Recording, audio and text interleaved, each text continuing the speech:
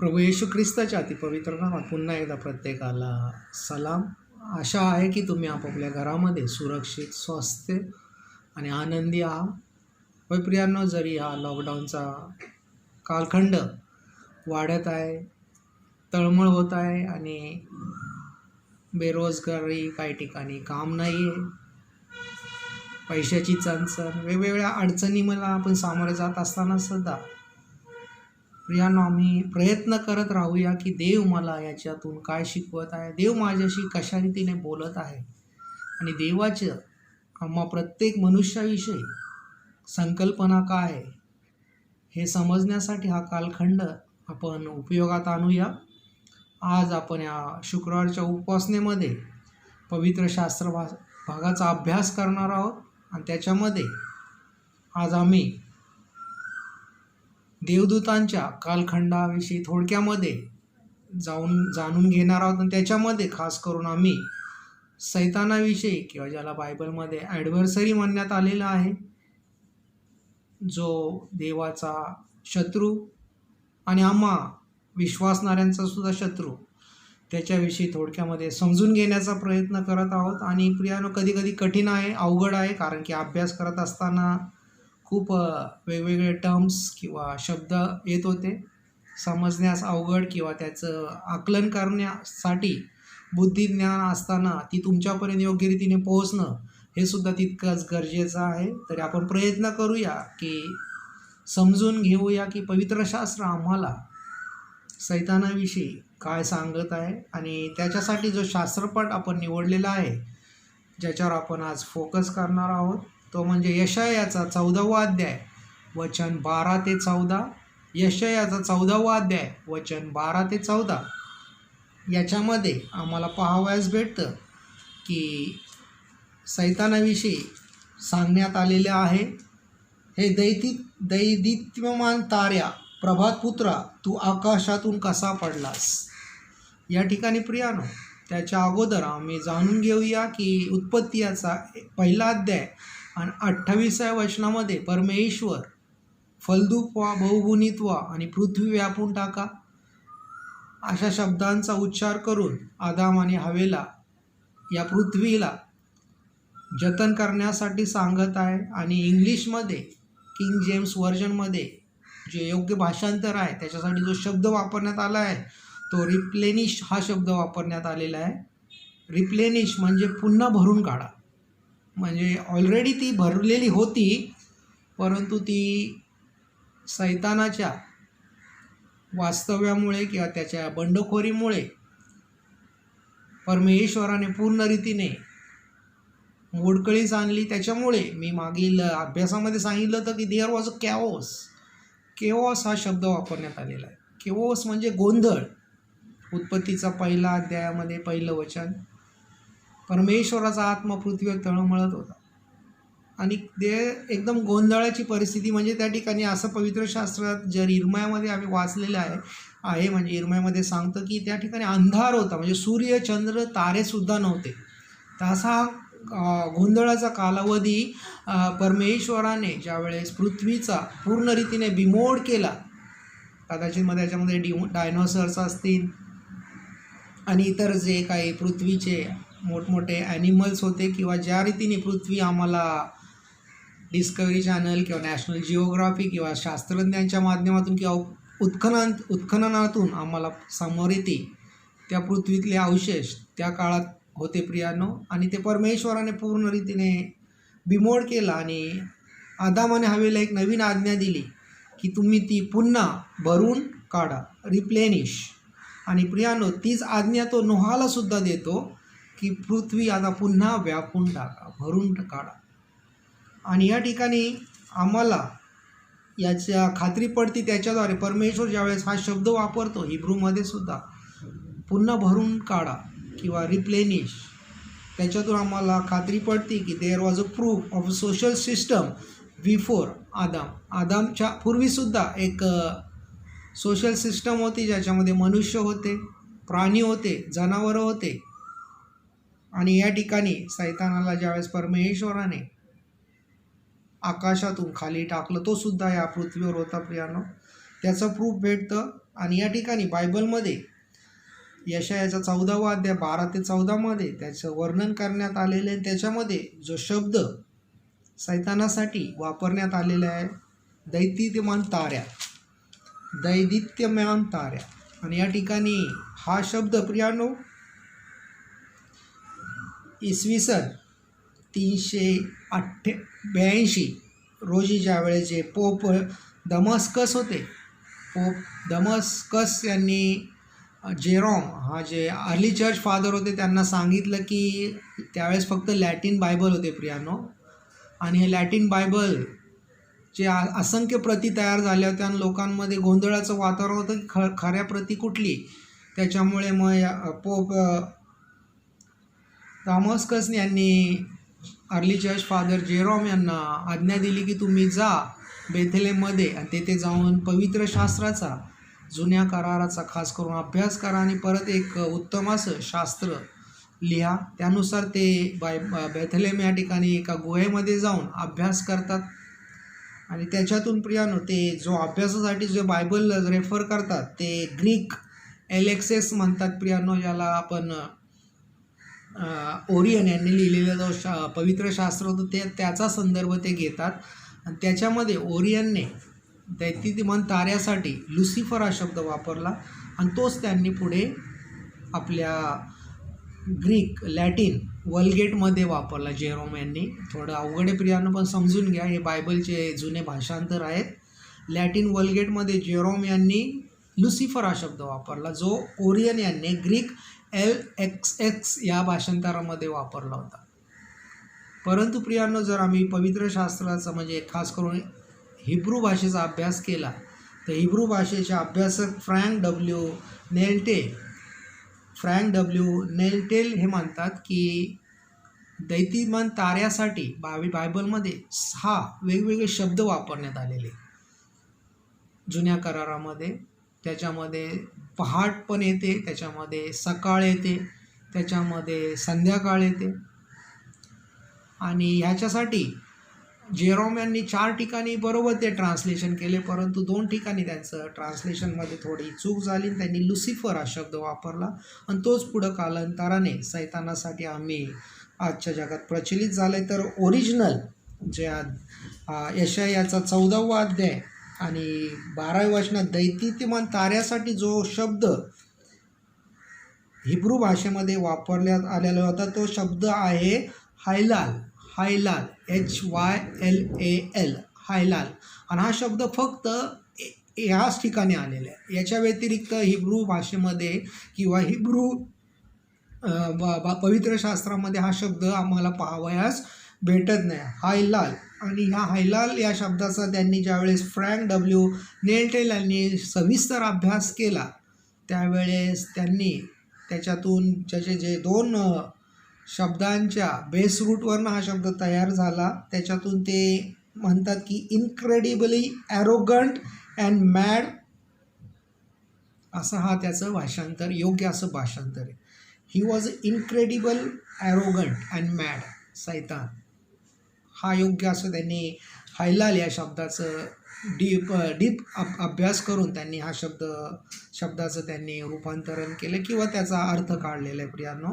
तर ह्या सैतानाविषयी या यशायाच्या 14वा अध्याय 12 ते 14 मध्ये या ठिकाणी 9 फॅक्ट्स आम्हाला पाहावयास भेटतात आणि त्याचा आपण थोडक्यामध्ये आज अभ्यास करणार आहोत. सैतानाविषयी नवीन वेगवेगळ्या म्हणजे ज्या ह्या 2 अध्यायामध्ये सर्व सांगितलेले प्रियानो ते आपण समजून घेण्याचा प्रयत्न करूया. पहिल्यांदा सांगितलेले he was cast out of heaven, त्याला स्वर्गातून फेकून देण्यात आलेले. त्याला स्वर्गातून तू आकाशातून कसा पडला, इंग्लिशमध्ये लिहिले he fall down from the heaven. तो स्वर्गातून पडला कारण की प्रियानो तो स्वर्गामध्ये चढण्याचा त्याने प्रयत्न केला.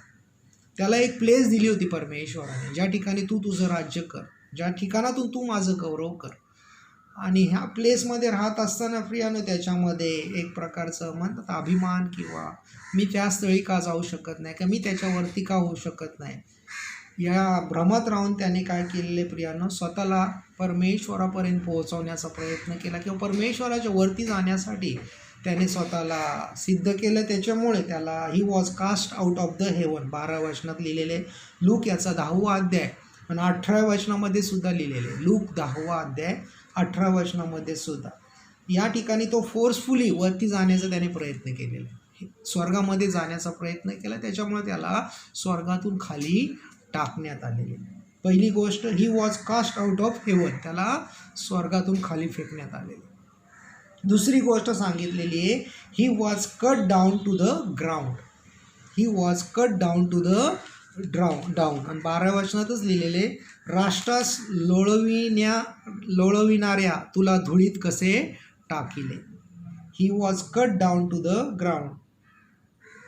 यशया 14:12, लूक 10:18 या ठिकाणी प्रियानो आणि शब्द वापरण्यात आलेला आहे हिब्रूमध्ये गडा, GADA, गडा. गडा या शब्दाचा अर्थ आहे की जसं झाडाला मुळापासून तोडण्यानंतर ते कसं पडतं, तशा रीतीने या सैतानाला स्वर्गातून बाहेर फेकण्यात आलेलं आहे. जसं झाड पूर्ण रीतीने बिमोड करून आपण फेकून देतो किंवा तोडतो आणि जे पडतण्याची ज्या रीतीने झाड पडतं तशा रीतीने याला cut down from the haven, याला त्याचं काय केलं, त्याला धुळीच मिळवण्यात आलेली सैतानाला, म्हणजे त्याला या पृथ्वीवर टाकण्यात आलेले. त्याच्यानंतर तिसरी गोष्ट, पहिली गोष्ट सांगितली he was cast out of heaven. दुसरी गोष्ट मी सांगितली प्रियानं, पवित्र शास्त्रच आहे प्रियानं, मी दुसरं काय रेफरन्स घेत नाही आहे. He was cut down to the ground, त्याला धुळीच मिळवण्यात आले. त्याच्यानंतर तिसरं प्रियानो, he had already weaken the nation, त्याने राष्ट्रांना ऑलरेडी वीक केलं होतं, म्हणजे स्वतःच्या कवेत त्याने घेतलं होतं. त्याने स्वतःच्या कवेत घेतलं नसतं तर त्याच्याबरोबर वन थर्ड देवदूत नसते गेले, देवाचे 1/3 देवदूत नसते गेले. त्याने जसं आदाम हवेला त्या एदेन बागेमध्ये भुरळ घातली हवेला, तसंच प्रियानो त्याने हे राष्ट्र, म्हणजे ज्या वेळेस गोंधळाचं राज्य होतं, उत्पत्तीचं 1ला अध्याय त्याच्यामध्ये 1लं वचनात, त्या गोंधळापूर्वी जे राज्य होते किंवा ज्या ठिकाणी किंगडम्स होते त्याच्यातल्या लोकांना त्याने आपल्या कवेत घेतलं होतं, देवदूतांना आपल्या कवेत घेतलं होतं. त्याच्यामुळं तिसरी गोष्ट त्याच्याविषयी सांगण्यात आली, he had already weaken the nation, त्याने काय केलं होतं, राष्ट्रास लोळविणाऱ्या, म्हणजे या ठिकाणी त्याचा अर्थ हाच आहे प्रियानो, त्याने राष्ट्रांना लोळवलं होतं, म्हणजे राष्ट्रांना आपल्या कवेत घेतलं होतं, राष्ट्रांवर त्याचं राज्य होतं किंवा राष्ट्रांना त्याने देवापासून अलिप्त केलं. त्याचप्रमाणे यहेजकेल याचा 28वा अध्याय, हा पण खूप सुंदर अध्याय प्रियानो, सैतानाविषयीच लिहिण्यात आलेले संपूर्ण.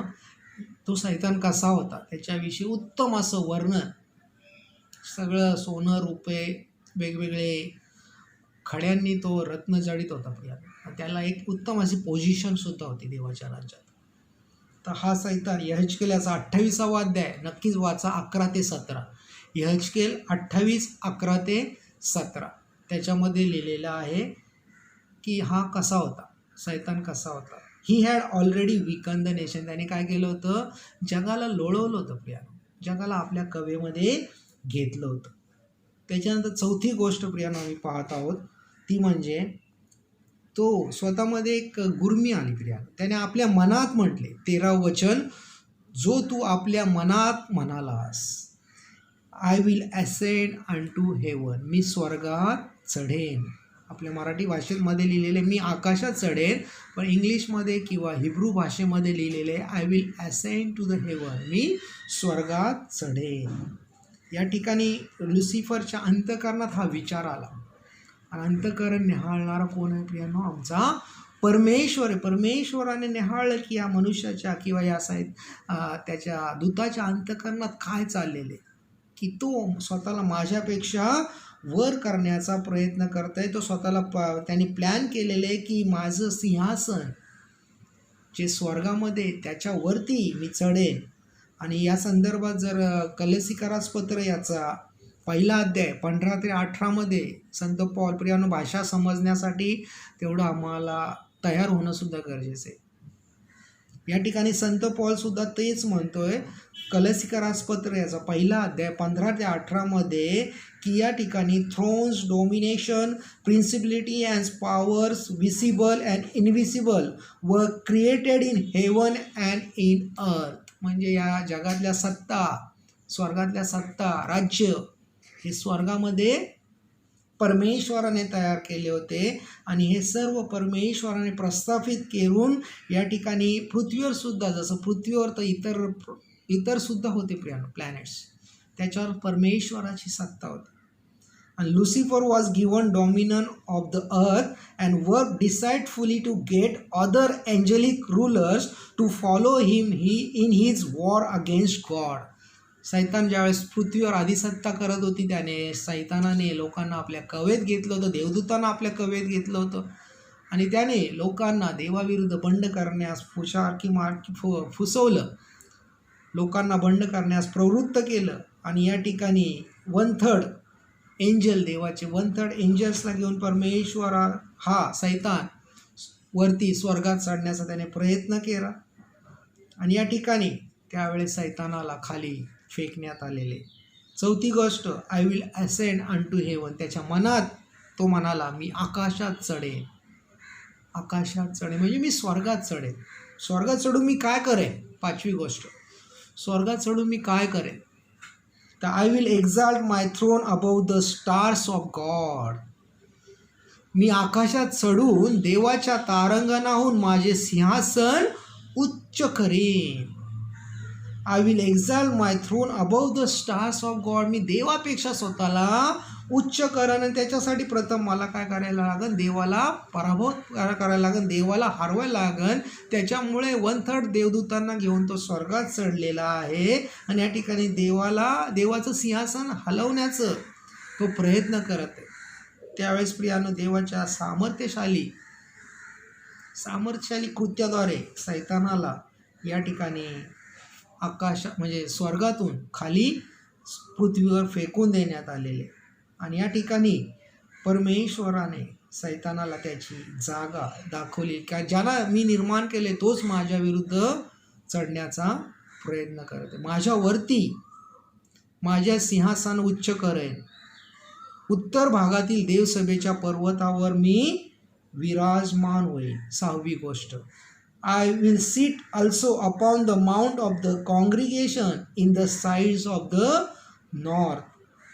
या ठिकाणी त्याला जी जागा दिली होती प्रियानो, त्याला जे रूलिंग करण्यासाठी जी प्लेस दिला होता त्याच्यामध्ये ही वॉज नॉट सॅटिस्फाईड. त्याच्यामध्ये तो आनंदी नव्हता, समाधानी नव्हता. त्याच्यामुळे तो म्हणतो की मी वरती चढे आणि वरती चढून या ठिकाणी देवाच्या तारांगणाहून माझे सिंहासन उच्च करेल. उत्तर भागातील देवसभेच्या पर्वतावर मी विराजमान होईल. उत्तर भागातील देवसभाच्या पर्वतावर मी विराजमान होईल. या ठिकाणी देवाने त्याला जे स्थान दिलं होतं त्या ठिकाणी न जाता, त्या ठिकाणी देवाचं गौरव न करता मी देवापेक्षा स्वतःला उच्च करेन. या ठिकाणी ही भावना त्याच्यामध्ये तयार झालेली आणि त्या भावनेमध्ये प्रियानो तो काय करत आहे? या ठिकाणी जो सार्वभौमत्व देव आहे त्याच्या विरुद्ध बंड करून वरती चढण्याचा प्रयत्न करत आहे. या ठिकाणी बघा प्रियानो, परमेश्वर या ठिकाणी आम्हाला त्याला कोणत्या ठिकाणी जायचं त्याची दिशासुद्धा दाखवते. उत्तर भागातील हे समजणं खूप गरजेचं आहे की परमेश्वराने जे जे निर्माण केलेले ते असंच काय टाइमपास किंवा करायचं म्हणून काय, ते प्रत्येक शब्दामध्ये तो वजन आहे प्रियानो. खास करून हिब्रू भाषेचा अभ्यास केल्यानंतर आम्हाला हे लवकर समजतं. तर या ठिकाणी सैतान सहावी गोष्ट म्हणतो की मी उत्तर भागातील देवसभेच्या पर्वतावर विराजमान होईल. त्याच्यानंतर सातवी गोष्ट, I will ascend above the heights of the clouds. 14व्या वचनात म्हणतो मी मेघावर आरोहण करील, मी परात्परा समान होईल, जे कधीच शक्य नाही. I can't become a god. मी देव बनू शकत नाही. आणि या ठिकाणी सैतानाच्या मनात तोच विचार आला की मी वरती चढेन, आकाशात म्हणजे स्वर्गात चढून मी मेघावर आरोहण करेल. I will ascend above the heights of the clouds. मी क्लाउड्सवर चढून या ठिकाणी मी त्या ठिकाणी माझं मी वरती चढून आणि या ठिकाणी मी परात्परा समान होईल. I will become like a god. मी देवासारखा बनेन. Is it possible to become as a god? कदापि शक्य नाही. ज्या निर्मात्याने मला निर्माण केलेले त्या निर्मात्यासारखा मी कसा काय बनणार? प्रिया, परमेश्वरा अद्भुत आहे, एकमेव आहे आणि त्याच्यासारखं आम्ही कधीच बनू शकणार नाही आणि बनण्याचा प्रयत्नसुद्धा करू नका. सैतानाने तीच घोडचूक केली. या ठिकाणी तो बोलला की मी मेघावर आरोहण करीन आणि मी परात समान होईल. त्याच्यानंतर 8वी गोष्ट, I will be like the most high. मी परात समान होईल. This was the central idea around which revolve all the sinful and rebellious activities of Lucifer. सैतानाला एकच करायचं होतं, म्हणजे ज्याच्यामुळे त्याच्या अंतःकरणात या इतर सर्व गोष्टी घडल्या. त्याने लोकांना परमेश्वराविरुद्ध भडकवलं, राजांना परमेश्वराविरुद्ध भडकवलं, देवदूतांना परमेश्वराविरुद्ध भडकवलं, आपल्या बाजूला घेतला. स्वर्गामध्ये तो चढून या ठिकाणी देवाचं सिंहासन हलवण्यासाठी मी देवासारखा बनेन, मी परात समान होईल. या एकाच भावनेने प्रियांनो हे रिबिलियस ॲक्टिव्हिटी सैतानामध्ये तयार झाली. त्याने काय केले? परमेश्वराविरुद्ध बंड केलं. He was trying to imitate like God. I will also like a god. मी जसा देव आहे तसा मी सुद्धा बनू शकतो. आणि त्याच्यामुळे एक सेल्फिश मोटिव्हमुळे, एक सेल्फिशपणामुळे तो काय करत आहे? वरती स्वर्गात चढलेला आहे. या ठिकाणी परमेश्वराबरोबर बंड करत आहे, परमेश्वराशी युद्ध करण्याचा किंवा परमेश्वराचं सिंहासन हलवण्याचा प्रयत्न करत आहे. परंतु इट इज हार्डली इम्पॉसिबल, कारण हे शक्यच नाही, असंभव आहे. आणि या ठिकाणी देवाला तो म्हणतो I will be like the most high. मी देवासारखा बनेन, परंतु ते असंभव आहे. आणि त्याच्यामुळे 9वी गोष्ट, महत्त्वाची गोष्ट ती म्हणजे 15व्या वचनात लिहिलेली आहे, मी तुला अधोलोकात, गर्तेच्या अधोलोकात टाकले आहे. ज्यावेळेस तू स्वतःला उच्च करण्याचा प्रयत्न केला आहे, माझ्यासारखा मला खाली टाकून तू माझ्यावर चढण्याचा प्रयत्न केलेला आहे, त्यावेळेस देव म्हणतो मी तुला अधोलोकात, गर्तेच्या अधोलोकात टाकले आहे. आणि देवाने त्याला खरंच गर्तेच्या अधोलोकात टाकलेले आहे. या ठिकाणी या पृथ्वीच्या प्रिन्सिबिलिटीज, पृथ्वीचं सामर्थ्य त्याच्या आधी जरी दिलं तरी या ठिकाणी at the end he is defeated. प्रभू येशू ख्रिस्ताने ऑलरेडी त्याला त्या वधस्तंभावर हरवलेलं आहे. आणि जर प्रभू येशू ख्रिस्ताने त्याला वधस्तंभावर हरवलं नसतं, प्रभू येशू ख्रिस्त पुनरुत्थितच झाला नसता. त्याच्यामुळे परमेश्वराने ज्यावेळेस सैतानाने परमेश्वराविरुद्ध बंड केलं, त्यावेळेस परमेश्वराने त्याला अधोलोकात, गर्तेच्या अधोलोकात टाकलं. You shall be brought down to hell. This will be the final doom of सैतान and we all who follow him. जे सैतानाच्या मागे जातात, जे सैतानाच्या इच्छेने जीवन जगतात, त्यांच्यासाठी प्रियानं हे शेवटचं वचन आहे की त्यांनासुद्धा ज्या ठिकाणी सैतानाला ज्या अधोलोकात किंवा गर्तेच्या अधोभागात टाकले त्याच्यामध्ये टाकण्यात येणार आहे. प्रकटीकरण 20वा अध्याय 10व्या वचनामध्ये लिहिलेले आहे. प्रकटीकरण 20वा अध्याय 10वं वचन, त्याचप्रमाणे मत्तेचा 25वा अध्याय 21व्या वचनामध्ये सर्व लिहिलेलं आहे की परमेश्वर सैतानाविषयी काय सांगत आहे किंवा परमेश्वराचे सैतानाविषयीचे जे ठरलेले जे डेस्टिनी सैतानाची काय. प्रियानो, प्रकटीकरण याचा 20वा अध्याय 10व्या वचनात लिहिलेला आहे, त्यास ठकविणाऱ्या सैतानाला अग्नीच्या व गंधकाच्या सरोवरात टाकण्यात आले. त्यात ते श्वापद व तो खोटा संदेष्ट आहे, तेथे त्यास रात्रंदिवस युगानयुग पीडा भोगावी लागेल. या ठिकाणी ज्यावेळेस प्रभू येशू ख्रिस्त पुन्हा येणार आहे त्यावेळेस या सैतानाचा पराभव, शेवटचा पराभव तो करणार आहे आणि त्याला त्या ठिकाणी कोठे टाकणारे? अग्नीच्या व गंधकाच्या सरोवरात टाकण्यात आले. त्यात ते श्वापद व तो खोटा संदेष्ट आहे, तेथे त्यास रात्रंदिवस युगानयुग पीडा भोगावी लागणार आहे. मत्ते 25 सुद्धा आम्हाला तेच सांगतं. मत्ते 25 आणि 21 वचन जर आम्ही वाचलं त्याच्यामध्ये आम्हाला हे सांगण्यात आलेलं आहे, त्याला त्याच्या धन्याने म्हटले, शाब्बास भल्या विश्वासू दासा, तू थोडक्या गोष्टी विश्वासू राहिलास, मी तुझी पुष्कळ नेमणूक करन, तू आपल्या धन्याच्या आनंदात सहभागी हो. या ठिकाणी परमेश्वर आमच्याशी बोलतो. प्रिया, की जे प्रभू येशू ख्रिस्तावर विश्वास ठेवतात त्यांच्यासाठी सार्वकालिक जीवन, परंतु जे प्रभू येशू ख्रिस्ताच्या वचनाचा धिक्कार करून प्रभू येशू ख्रिस्ताला न समजता स्वतःच्या इच्छेने जगतात, जसं सैतान स्वतःच्या अंतःकरणात त्याने विचार केला की मी देवासारखा बनेन, त्याची अधोलोकाच्या गर्तेत वाट कायमस्वरूपी परमेश्वराने केलेली. आज परमेश्वर आम्हाला यशया याच्या 14व्या अध्यायात 12 ते 14 वचनाद्वारे समजून सांगत आहे प्रियानो, की जीवन हे देवाचे आणि ते देवासाठी समर्पित केलं तर त्याच्यामध्ये आनंद आहे, हर्ष आहे आणि सार्वकालिक जीवन आहे. सैतानाला ह्या गोष्टीची उमज असतानासुद्धा त्याने बंड केलं, त्याचा परिणाम तो कायमस्वरूपी अधोलोकात फेकला जाणार आहे. परमेश्वर करो हे वचन समजण्यासाठी आम्हा प्रत्येकाला परमेश्वराचा पवित्र आत्म्याचं सहाय्य आणि मार्गदर्शन प्राप्त हो. आमेन.